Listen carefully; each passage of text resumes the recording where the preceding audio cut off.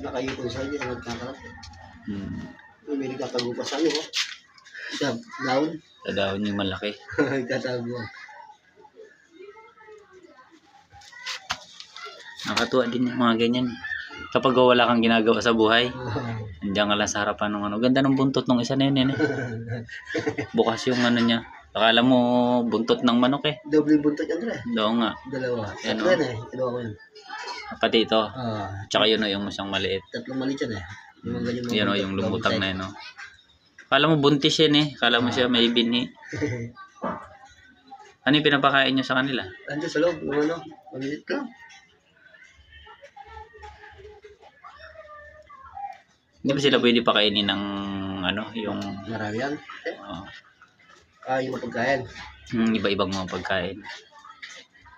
Bilog yung nilaka niyan, Dre. Bilog yung maliit. Yung akala mo pagkain din ng ibon. Oo. Papa, sa mga anak mo. Kawan! Ay, nakatagay siya, oh. Tatago. Naiya. Naiya siya. Ayaw niyang binibigyan lumabas siya. na. Ayun, oh. Yun, oh. Sinabihan mo kasi eh. Ayun, oh. Ay, yun eh. Maganda nga sana dyan, eh. Yung may parang may sanga ba siya, pre? Butete. Yung parang may sanga na ano. Tapos ito, yung bento yung malalaking tilapia. Oo. Tilapia. Pag nilagyan pagkain yan, bahala kayo. Pag natuwa si CJ, mulalay nilagyan ng marami pagkain yung isda ko.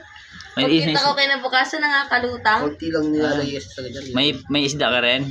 Wala, pinamigay ko. Wala nang binigay si CJ marang pagkain. Nagsilutang yung iba, natira 10. Ilan sana? 23. Sayang. Yung maliit na sa kanya, wala man ako sila. Hmm. Sige, kantan, sige.